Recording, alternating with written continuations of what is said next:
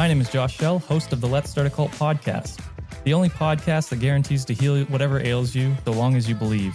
And give us a small donation at buymeacoffee.com/Let's Start a Cult. Links are in the show notes. Now with that wildly unfounded claim out of the way, let me introduce to you my two amazing guests this episode. Both are from the incredibly hilarious and interesting The Dumb Found Dead podcast, where each episode Patrick and John discuss some of the craziest and insane ways people die. Some deaths and puns are so terrible and bizarre that they will leave you dumbfounded. Please welcome to the podcast, Patrick and John. How are you guys doing today? What's going on, Josh? How's it going, man? How's it going? Good. Did you like your introduction? Did I do all yeah. right? You nailed it, man. Where's the papers? I want to sign up. I need new hosts. This is perfect. So for your podcast, The Dumb Found Dead, you guys talk about crazy deaths, obviously. What's maybe one of the craziest deaths that you guys have covered so far, just to give our audience a little taste? I'll let you take that one, Patrick. I know which one you're going to pick. Which one? My favorite one? Oh, yeah. You know. There's this one, and this guy was into bestiality. Oh, no. Yeah. And let's just say he had a little entanglement with a horse. Ooh. And it didn't end too well. It seemed like they were in a cult that worshiped farm animals. Oh, yeah, that's true. It was a whole group. There was a whole group of them that were into it. And yeah, for this guy, I guess, the horse just got a little too rough. I mean, that's got to be one of the most dangerous animals to... Yeah. There's so many other animals. I just don't, whatever. To each their own, I guess. I don't condone any of it, but to choose a horse is, I mean, risk it for the biscuit, I guess. Well, that Seabiscuit risked it big time. So, and it made his life really difficult. It's short too, probably. Well, that horse's thing wasn't. So. Oh God.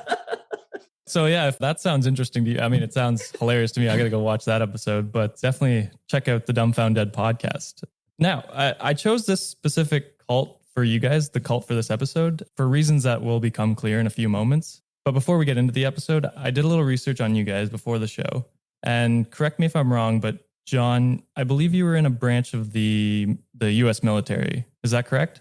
Yes, it's the flying cult. The flying cult. Okay. Very interesting. And Patrick, you've known John for a while, right? Yeah, about 15 years now. Oh, wow. Okay. Does he seem like someone who could inspire entire people to worship him for about half a century or something? Half a century? Is he older than he looks, is what I'm at. I don't think John could get people to follow him for that long. Hey, man, I got some charisma. What you mean? I'm not saying you don't, but... Hey, we're fighting after this, bro. My entire theory of this episode rests on him being able to get a bunch of followers very quickly. So I hope he can. Because today's episode, we're going to be focusing on the cargo cults. These remote island cults, which are the direct result of European colonialism and American soldiers, which are mostly extinct. One, though, remains on an island in the South Pacific, where islanders believe in an American god who will supply them with advanced technology and good fortune. A messiah-like figure known as John Frum. Ooh, so John, okay. I'm seeing Are we doing some sort of role play in this episode? Is that what we're getting at? Yeah, you be the horse and no. Whoa, okay. No, I just see the connections. American soldiers, John. Yeah. Made up sounding last name, Okay. I like it. It was falling into place when I was doing the research. I feel like you did this on purpose, huh? Like you strategized about this. It was a lucky coincidence. So have you guys heard of the cargo cults or like any? No, I have not. Or John Frum? No? Never. Good, because this will make for a very interesting episode then. We're ready. Perfect. We'll start at the beginning, kind of talk about the islands a bit. So at the turn of the 20th century, British and French colonizers and missionaries docked their boats on the white sandy beaches off the coast of Australia on some islands. The white foreigners named the string of islands New Hebrides and forced the islanders to abandon their customs and beliefs so that they could become, quote, civilized in the eyes of the Western world. They made them learn French and English, forbidding them to speak their native language. They forced them to go to Christian churches and built westernized schools for their children. They did everything they could to strip the islanders of their identity. No traditional dances, no traditional foods or drinks, no traditional religion or spirituality, no traditional languages, and no independence. And I know you guys are thinking, what? The British and French taking over an indigenous peoples and stripping them of their culture? That doesn't sound like them. They could never. They would never do that multiple times over the span of a century, or way so more. So rude. Have you guys heard of these islands, like these down in the South Pacific? No, I'm scared of everything Australia. I feel like everything there will kill me. They're not technically. Yeah. I don't think they're technically Australian, but it's close enough. Close enough. Yeah. Many of the islanders were kidnapped and shipped to Australia to work. It was brutal, heartbreaking, and terrifying for the entire island nation. Then, decades into the islanders' ruthless colonization, came John Frum, a hero clad in white. No one knows who John Frum is or where he came from, but he has many origin stories on the island of the South Pacific. And I'll be going through like some of the most prominent origin stories, but my main theory is still that it's you, John. Except I'm not white. I'm super tan. Well, it says clad in white. Oh, clad in white. Okay, okay. All right. That's close. Good enough. Yeah, I don't know if it mentions his ethnicity. I don't know. I don't think it does. So it's a legend. So I don't know if they classified him as white or not. But anyway. The first story I'll tell you guys. In the late 1930s, a group of elders on the island of Tanna chugged quite a few shells of kava, which is an intoxicating blend of pepper and narcotics known as island beer. I can only imagine the morning after drinking that feels like it's got to be the worst hangover. It's just pepper and narcotics. Right. Can I get a bottle? No. Send John over to get it. Yeah, man, just pay shipping and handling, bro. I got you.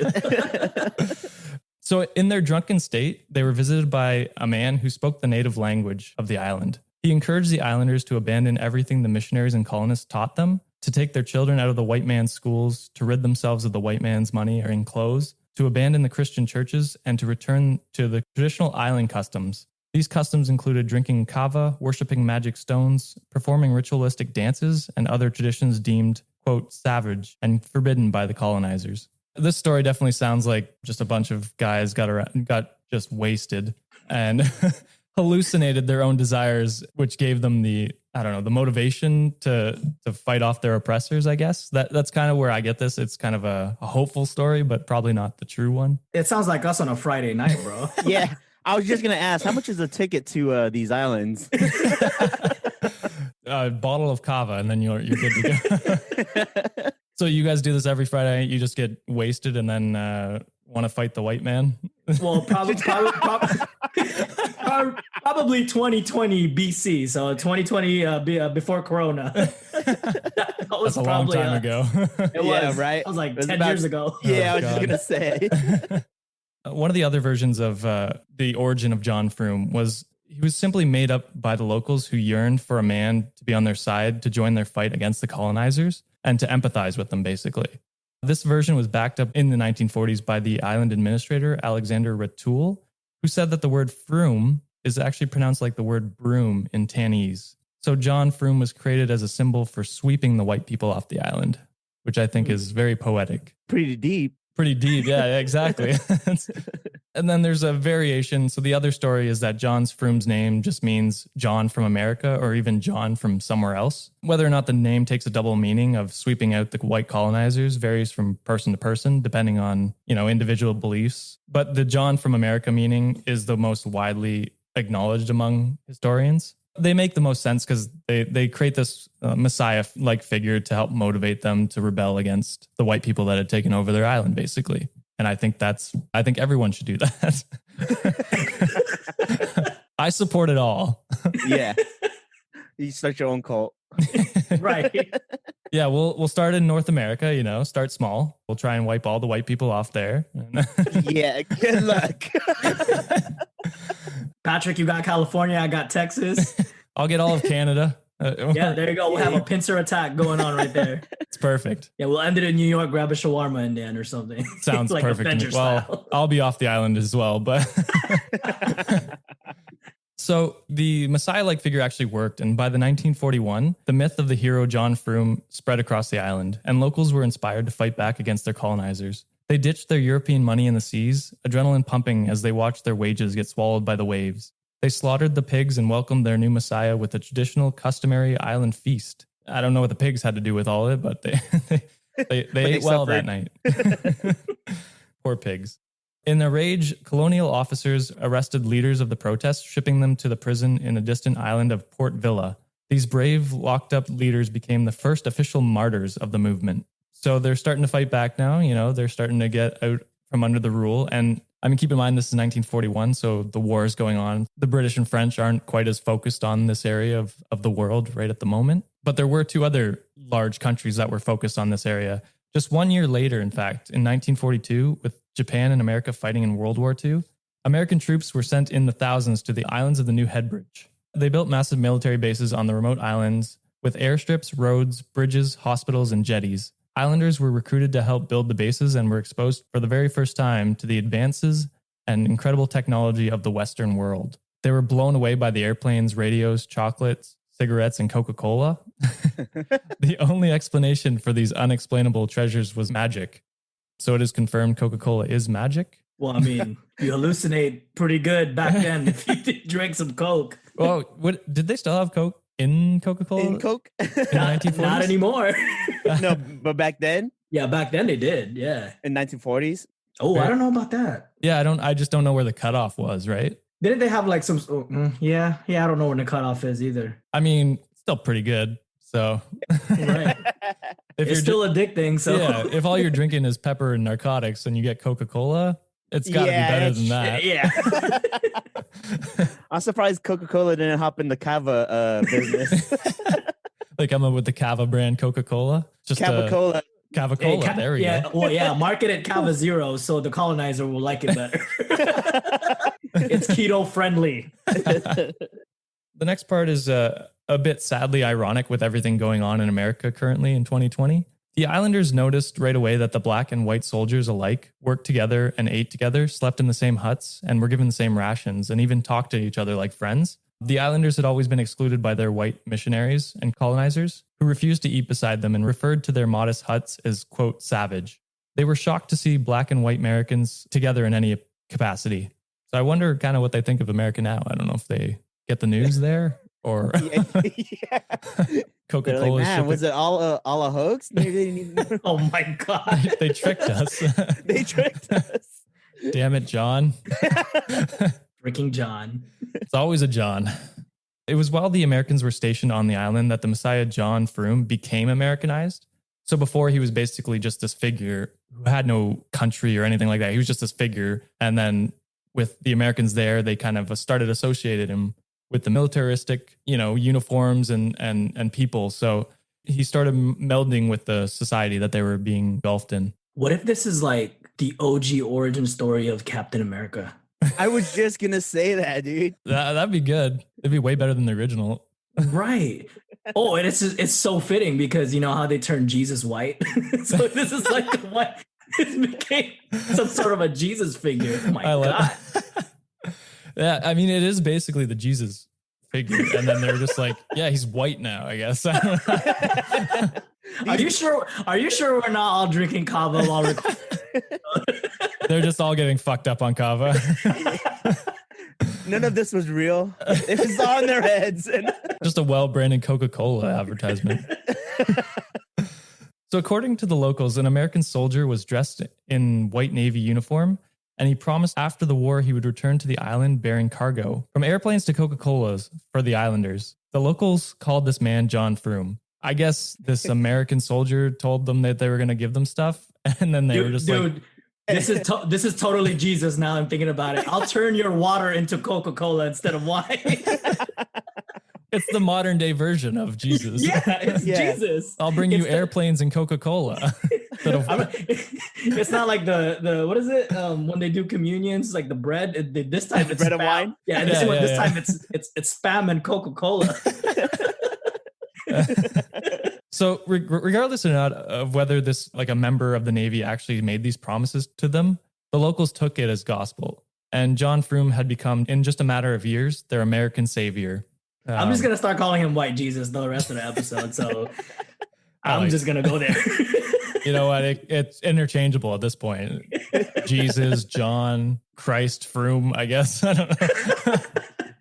wonder if this guy knew that they worshipped him. Oh, so you think and they just changed his name, you know? This dude named Carl just comes up to him. Hey, we're going to bring some more supplies a couple weeks. Just be ready for them. And they're like, that guy's John now. You're now my Messiah. I will build a statue in your name. This guy's like the lowest rank of of the Navy. Yeah, this guy's barely a seaman, you know? He's still a recruit, bro. I bet you one of his COs just be like, hey, can you just tell the Islanders, like, hey, we'll you'll be back, bro. Yeah, just tell the Islanders, send the message. John is Jesus. Be quick or we'll leave without you. yeah, exactly. I swear to God, that's probably what happened. Watch. Oh, man. So as Frum's worshippers grew in mass across the island, their entire culture shifted dramatically. Islanders, captivated by the technology and lifestyle they had witnessed in the American soldiers, began to live their lives for Frum, sure that he would one day return bearing the gifts for them. Devoting themselves to this mystical, otherworldly being meant creating new rituals, holidays, places of worship, symbols of worship, prayers, all while holding on to the traditional customs that John Frum had allowed them to return to in the first place.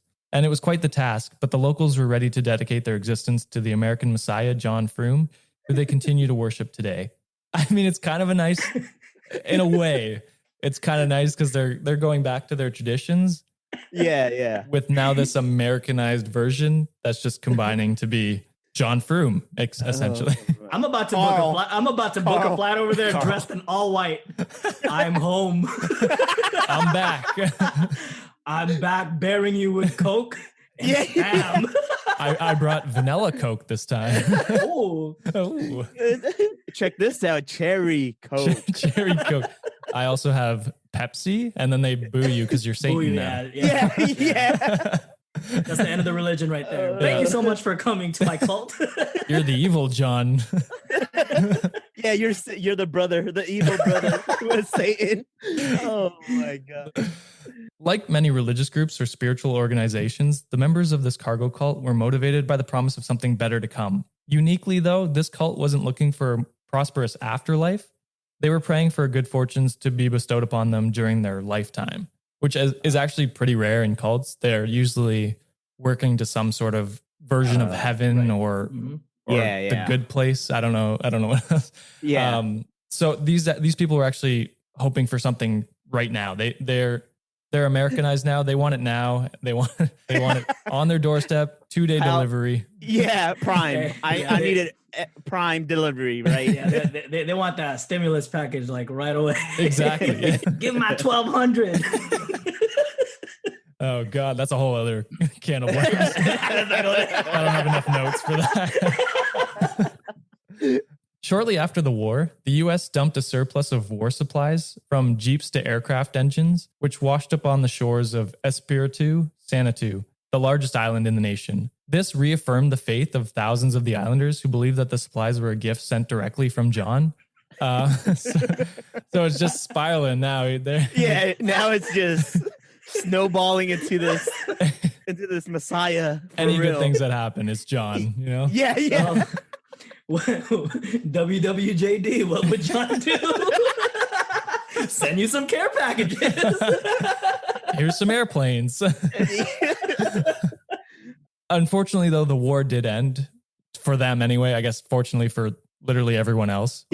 So I started that sentence poorly, I realized. That was great. Yeah, we're rubbing off on you already. So John Frum sadly did not show up again, or Carl, or White Messiah, Jesus, whatever we're calling him now. He didn't show up again, and in an effort to get his attention to let him know just how much they loved him and needed their precious leader and his cargo, followers built model landing strips for airplanes along with bamboo control towers, which used rope and bamboo aerials to guide the planes Frum would one day arrive in. They even made these huge life-size bamboo replicas of wartime planes, which quickly became a symbol, like a holy symbol, basically like the cross in Christianity. And actually, I really want to show you guys these because they're some of the coolest shit. Like some of the stuff they built out of like bamboo. It's crazy. So I'll see if I can't send you this. And for everyone else, I'll link them in the show notes. At first, when you first started your paragraph, I thought you said they started a war within each other, so John Frum would come back. Man, I'm telling you, man, John fucked up. He should have just been like sent a letter or a telegram or something and put, I became the Holy Ghost now. So it's just like, go with the whole Jesus persona. Well, I don't even know if that dude knew, right? He just was probably just some dude that was like, yeah, exactly. Probably doesn't even know. I don't know. He might have known, but oh, yo. Oh my God. That's a satellite. Like, yeah, literally. Hey, that looks kind of comfy. I'd sleep there. They all slept there waiting for John Frum to come home. Oh man. Yeah, so definitely take a look at them. I'll link them in the show notes, like I said, so that everyone can take a look. But definitely cool. Yeah. In 1964, a cargo cult in Papua New Guinea pledged $1,000 to get U.S. government official. I don't know what he was technically. I think president, wasn't he? Lyndon B. Johnson? Yeah, he was a president. Yeah. Was he in 1964? Sure. Okay. I love history. I missed a word there, I think. I just turned American a few years ago, so it's all good. I'm Canadian, so I have no idea what I'm talking about. Well, Patrick, you've been a citizen, so what's your excuse? So they pledged $1,000 to Lyndon Johnson if he would come to the island and be their most revered chief. But Johnson stayed home, unfortunately, shattering the hearts of hopeful cult members. I don't know why they wanted him specifically, if it's because they're like Johnson's close enough to John, or they literally maybe thought he was John's son. I don't know. Ooh, they were like, okay, yeah, the son of our Messiah, we'll take that. Like, we'll give you $1,000 for that. Like, there's so many Johnsons out there, though. Well, he might have been the most famous one, though, right? At the time. Yeah, that's true. And I mean, I don't know. If I was him, why wouldn't you just take it? Like, they're make you your god, basically. Right. Like, make an appearance. yeah. Show up at least. Come on. We're calling him out right now. I don't know if he's still alive or not. I don't think he is. Yeah, probably not. That was a while ago. As time went on, more and more islands in the South Pacific began abandoning their worship for John Frum, tired of waiting for their Messiah that never showed up. The small island of Tanna, though, kept up a fierce hope that still holds strong today. While many Taiwanese still follow the Christian faith introduced to them by the missionaries, they have blended their Christian ideals with that of their belief in John Frum. One islander explained to a reporter for the Smithsonian that, quote, I am now a Christian, but like most people on Tanna, I still have John Frum in my heart. If we keep praying to John, he'll come back with plenty of cargo. Still find it so funny that they're just like, we need that John, cargo. You gotta go, bro. I know, man. This is an opportunity, bro. Maybe he died and he just didn't resurrect yet, like Jesus in 3 days. Maybe That's true. His waiting time is a little longer. And you're the resurrection, bro. You are the one. That's true. I might do it. You've awoken. Now you have to fly over there. I'm just gonna indoctrinate them, like, listen to my podcast. Maybe with their satellite dishes, they'll pick you guys up. I mean, at this time around, those are the only people listening to us anyway. Frum's followers are so devoted to him that they even deemed their most sacred volcano to be the house of John Frum. They call the volcano Yasser, which means God, and legend has it that Frum uses the island to gain access to the sea, where he travels back and forth regularly from the United States. So do you make a lot of direct flights to volcanoes, John? That's a lot of frequent flyer miles, man. Holy You gotta be platinum or something now, eh? right. Especially during COVID. That's cheap flights. Oh, God. At sunset each night, the most prominent male members of the cargo cult drink kava together and pray to Frum. And they also have a sign that says no girls allowed. The chief then makes his way into the woods alone, where he meets with Frum's spirit and speaks with him. Man. So he's still fucked up on kava, basically. Yeah, for sure. The chief's hut is decorated with American flags, military uniforms, and handmade wooden bald eagles. Most prominently, there are 2 blackboards, like you might see in an elementary school, with John Frum's commandments written on them. On the board, Frum tells his followers to lead a custom life and to not commit any acts of violence onto another person. So I find that's wild, because if I saw someone with an American flags all over their house, military uniforms, the last thing I would expect is to be like, we don't do violence here. Like, you know what I mean? No offense to you guys down there. America. None taken. You're like, I know those people. Yeah, exactly. We know we're fucking up around here. And we're all very scared. Please get it together. We're scared too, trust me. We live here. Now I'm really wondering if they get the news out there and they're looking in America and like, man, they need John Frum. They need Frum, yeah. This Jesus guy isn't cutting it. They need the Frum. Maybe he wasn't American. He's Canadian. They start changing their flags. Leaves flag. Everywhere. Maple syrup. I don't know. Yeah. Poutine. Oh, that sounds good. We'd probably still get messed up on kava though. Yeah, I mean, I think that's like a universal thing that we got going on. We'll get fucked up on kava. Yeah, whatever. Put it in me. The board itself also boasts a large red cross, which is another religious symbol for Frum's followers, which was probably copied from the side of wartime ambulances or the Red Cross. Yeah, Red Cross. Yeah. I mean, yeah, there's worse things to have as your. I mean, yeah, or I guess Switzerland. Yeah. There's definitely worse symbols you can have. Yeah. Maybe it was a Swiss guy. There we go. They probably pretty passive. I don't know what he'd be doing out there in the war though. Didn't really do much. Maybe he got lost. It's like, oh shit, I'm in the wrong unit. I was looking for Australia. Are we here? I'll be back with Coke. It's not the first time the white man got lost and accidentally found a new colony. A whole new... exactly. A new island. And it was just like, well, this is mine now. On the island of Tanna, the cult has divided, though, into two rivaling groups. And as of 2006, one such group was led by Chief Isaac and the other by Prophet Fred. I find that name hilarious because it is such a mundane name and so weird. Like, would you follow a guy named Fred? It's like, Prophet Fred has spoken to me. I'm like, what? Yeah. I'd maybe follow him to like, I don't know, a cheeseburger. Like if he made it was Office like Depot. Yeah. I'm Prophet Fred. I'll be your help at the DMV. I don't know. Yeah, exactly. And it's totally okay to make fun of him because he's kind of a piece of shit, to be honest. Prophet Fred is. He's a cult leader in his own right, claiming to have revived his wife from the dead. His followers hanging on to his every word as gospel. And he claimed to have a vision while on a fishing boat in which God told him to preach a new religion. After his vision, he promptly founded his own version of the cargo cult he named Unity. So Unity blends together Christianity, John Frum, and ancient rituals to create a doctrine that basically as many islanders will want to follow. And Prophet Fred's group does not worship John Frum as their messiah, but rather views him as a disciple-like figure. Prophet Fred is kind of filling that messiah-like figure, I guess, in this cult. And John Frum is just like, yeah, a figurehead. He's like Paul or something like that. Yeah. One of the guys. One of the apostles. Yeah. One of the 13 of them. And it actually gets worse. And this is where the cult aspects start to get into it. The other one's not, you could classify it as more of a religion.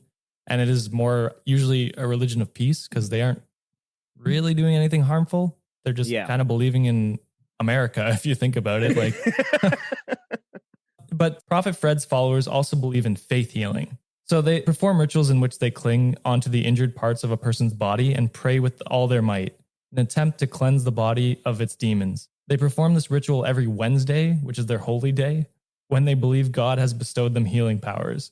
So Wednesday is their Sunday. Is this like, you guys ever seen that? It's been on TV. It's that guy that hits people in the head and they get healed, supposedly. I think I know who you're talking about. It's a Christian church. I was going to say, like, that sounds like an evangelist or something. And he like hits him on the head and they fall back and they're like healed and stuff. You're healed. Rise out of that wheelchair. Oh, and it started like shaking and stuff? Yeah. Oh my God. Yeah. That's what the vibe I'm getting from this. It's honestly very similar to that. And a lot of cults do it. The one last week actually we talked about. The feet episode. Guy? Yeah, the feet guy. So he's he's claiming to be able to heal and like tell your future. And it's a lot of cult leaders' grifts is to promise healing in some sort of usually for some sort of benefit to them. For this, it's I guess a following island. Yeah, because there's not really. I don't know if there's money or anything on this island anymore. Yeah, I was gonna say bamboo planes and satellites, Coca-Cola bottle caps. I don't know. Hey, that's very valuable in Fallout games, Exactly. okay? They're just way ahead of the time. Exactly. They're geared up for the apocalypse pretty much. Oh man.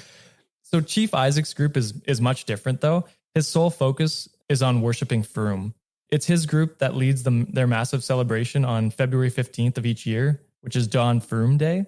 Chief Isaac is visited by Frum on nearly all of his kava trips and climbs to the top of the volcano to sit near Frum's house almost every day. So he sees John Frum every time he trips on kava. Sounds like he could be featured on our podcast. I know, right? I don't know about going to a volcano tripping on kava is a great idea. He might end up there one day, very soon.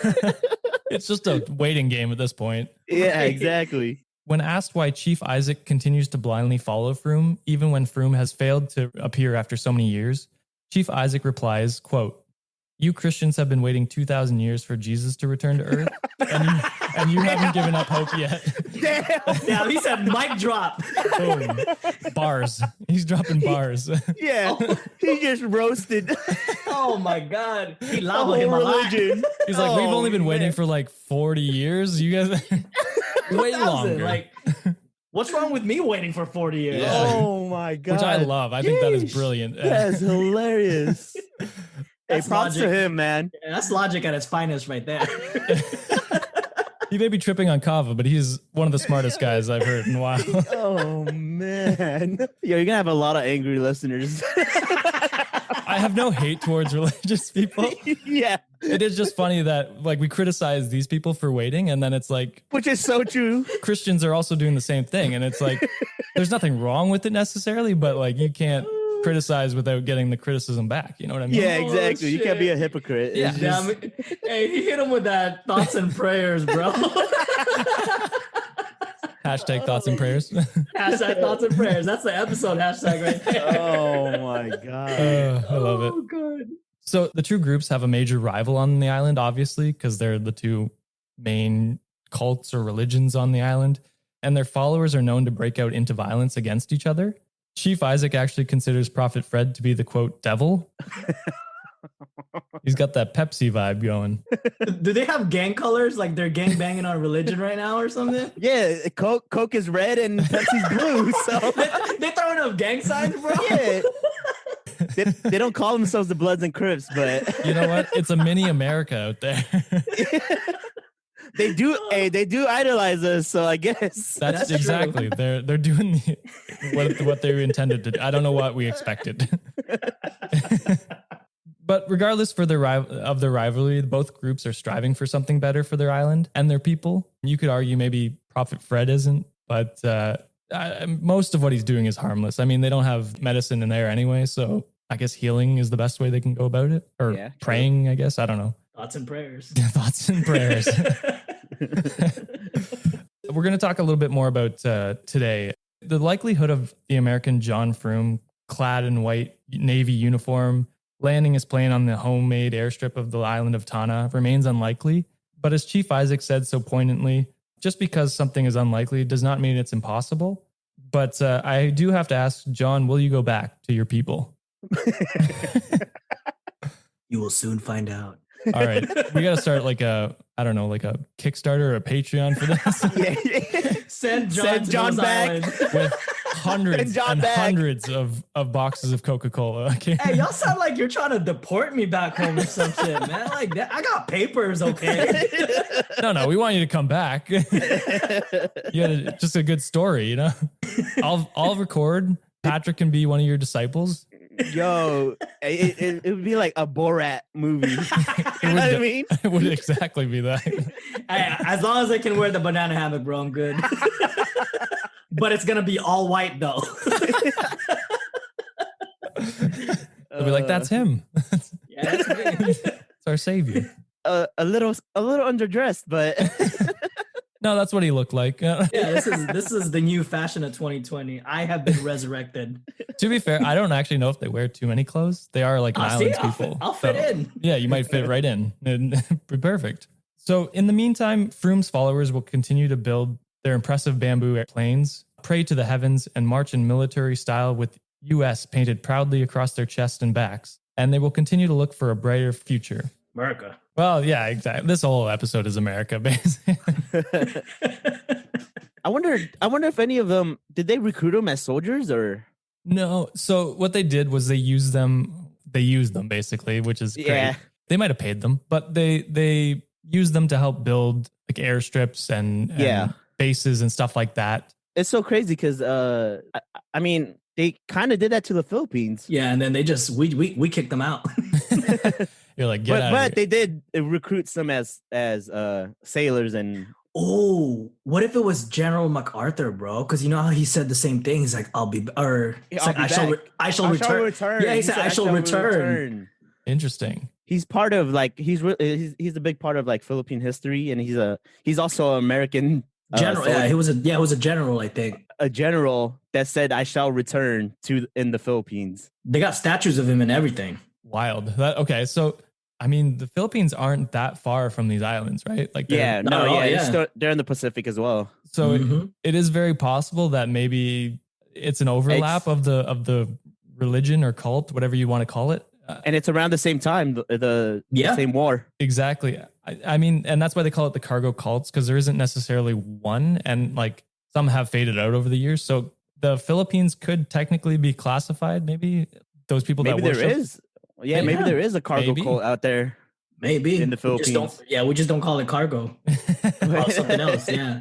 Hey, we call it balikbayan box, bro. That's that LBC. Yeah. So the Filipinos do this thing where Filipinos here in America put in imported stuff, just stuff here from America, and they send it back to the Philippines to the family, and it's called balikbayan box. And they do it in a cargo ship. Oh, so you're all John Frum then? Maybe. Maybe we're just an idea. Or maybe we're just tripping on kava. We're all tripping on kava. The Philippines isn't a real place. We're all just I'm not even Filipino. We don't even know what we are. We're just shipping off boxes of Coke.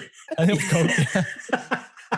That's really cool though. I hadn't heard of that. So there could be like some sort of overlap though, for sure. Yeah, maybe. I don't know. And like there were a lot of other islands that did worship some sort of militaristic style of religion, basically. Yeah.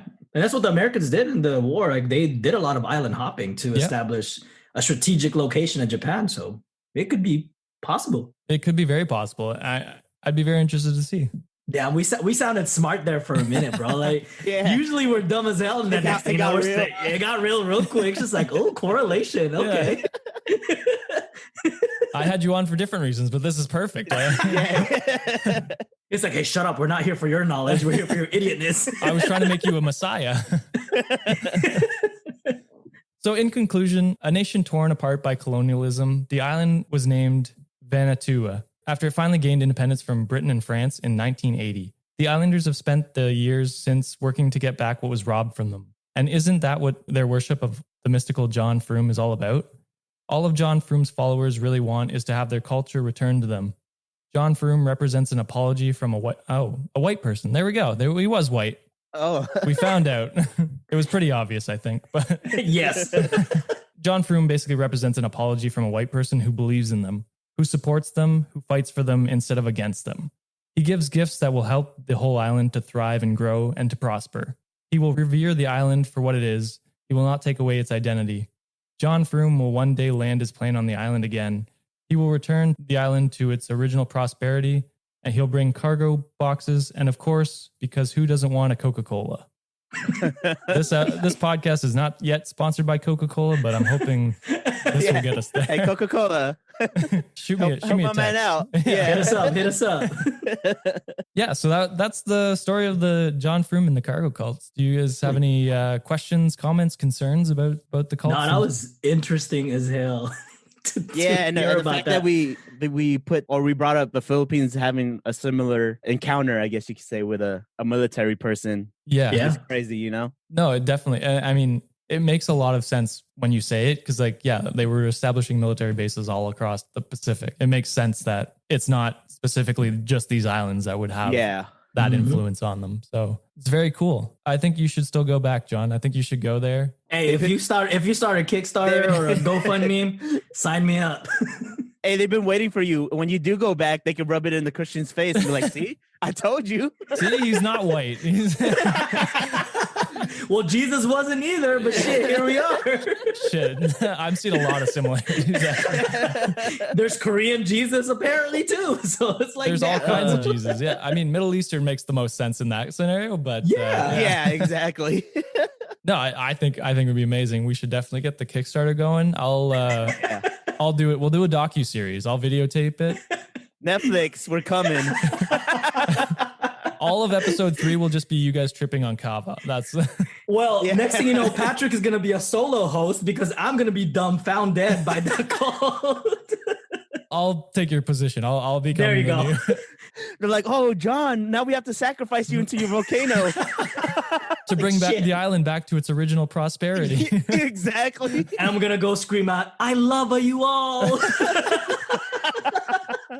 You said I love. I love you all. Damn, I love you all. Come on, man. Put some puns here somewhere. Shit. You know, we almost made it through an entire episode without a pun. Well, that's never going to happen with us around. But yeah, I appreciate you guys coming on and listening to these cults. Thank you for having us. That was a lot of fun.